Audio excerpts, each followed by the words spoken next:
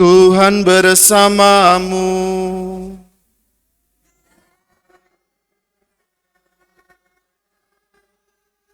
Inilah Injil suci menurut Yohanes.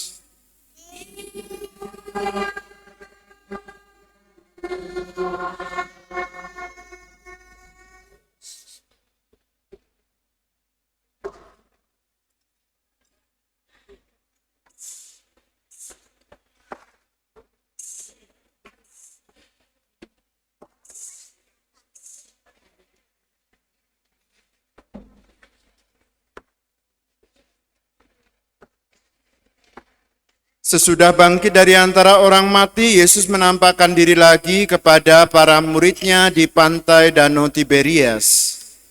Ia menampakkan diri sebagai berikut.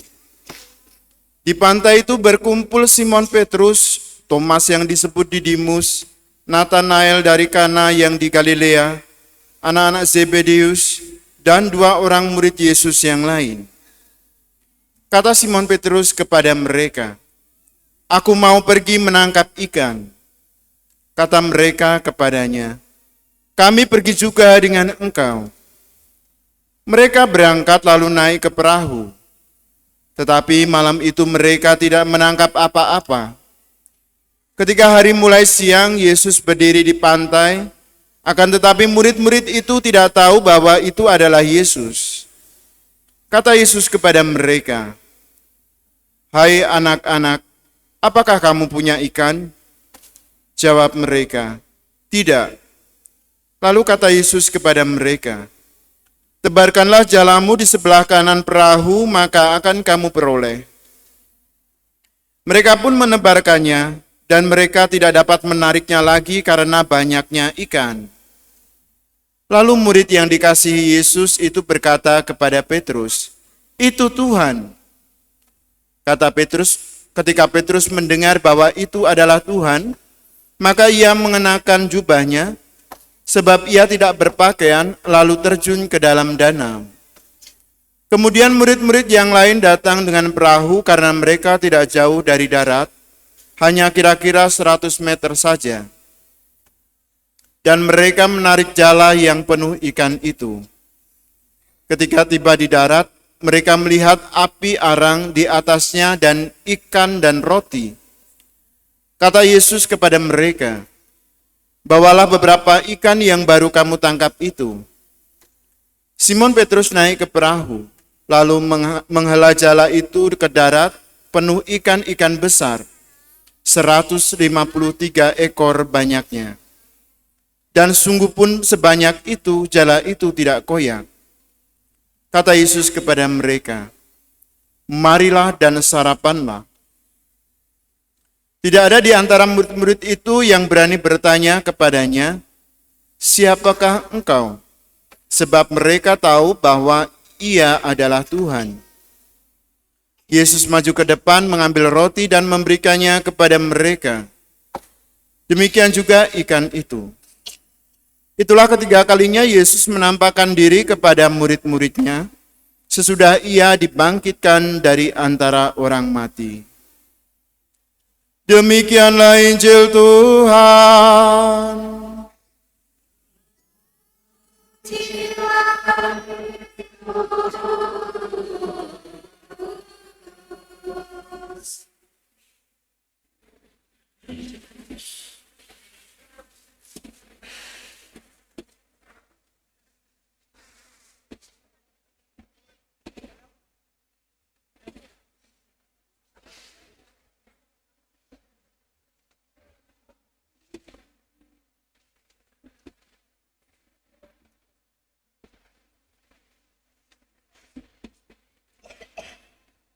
Bapak, Ibu, dan saudara-saudari yang terkasih, selamat pagi. Adik-adik TK, selamat pagi. Iya, ada yang romo, ada yang tidak, bukan selamat pagi. Yang penting mereka semangat begitu ya. Mereka menyanyi pun semangat begitu, membuat kita juga semangat mengikuti perayaan Ekaristi ini. Bapak, Ibu, dan saudara-saudari yang terkasih, Hari ini kita mendengarkan bagaimana dalam Injil kita diperdengarkan tentang penampakan Yesus yang ketiga kepada murid-muridnya. Pada awalnya mereka tidak mengenali siapakah yang ada bersama mereka. Barulah ketika Yesus menyampaikan satu kalimat, maka mereka mulai sadar bahwa orang itu adalah Yesus.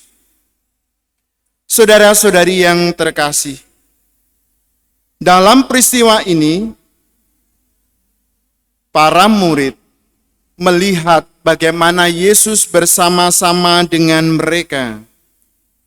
Para murid sadar akan kedatangan Yesus yang tadinya mereka pikir bahwa Yesus sudah mati disalib. Tetapi lewat kebangkitan ini, semangat mereka semakin bernyala lagi.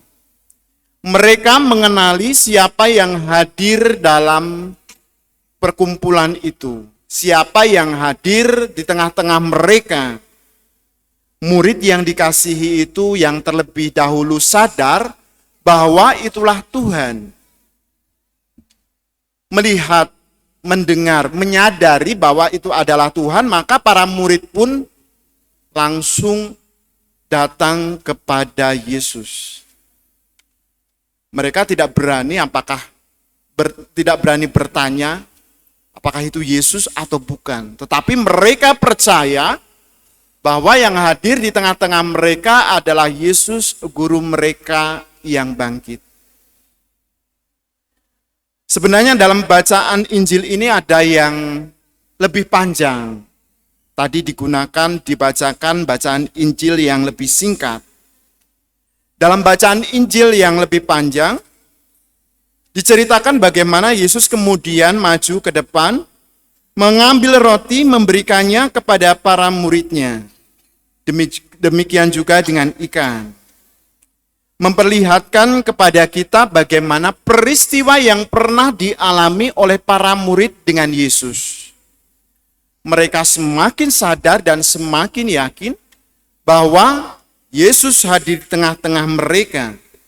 Yesus yang telah bangkit hadir bersama-sama dengan mereka. Konsekuensinya adalah mereka mendapat tugas untuk menggembalakan umat Allah. Umat yang telah percaya kepada Yesus dan supaya mereka dibaptis dalam nama Bapa dan Putera dan Roh Kudus. Lalu apakah semua itu berjalan dengan baik?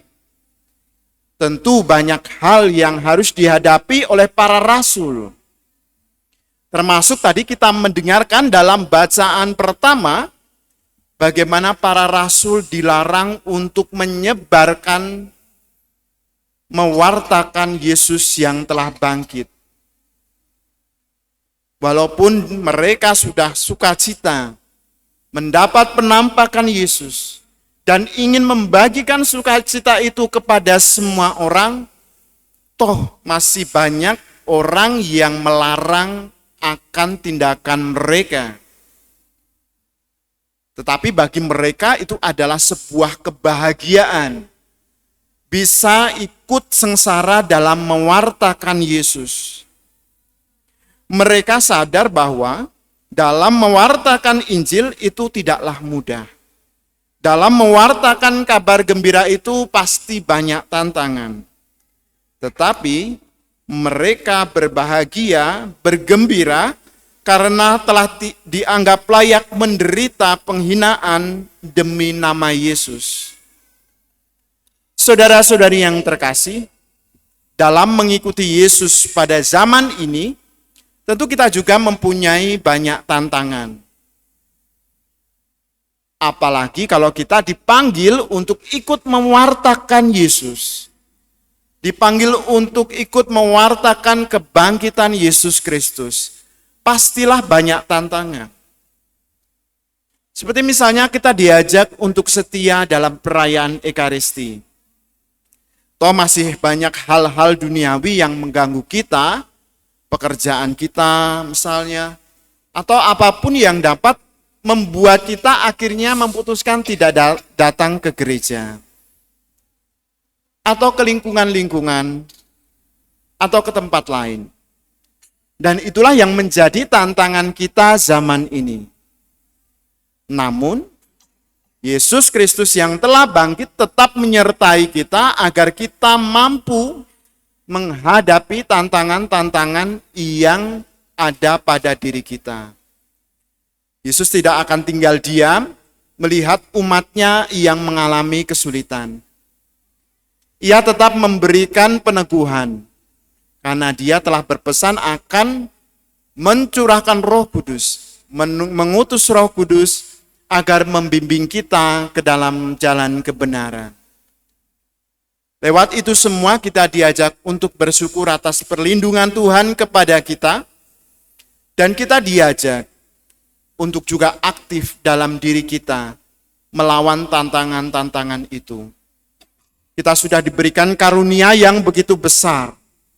Kita sudah diberikan anugerah yang begitu luar biasa.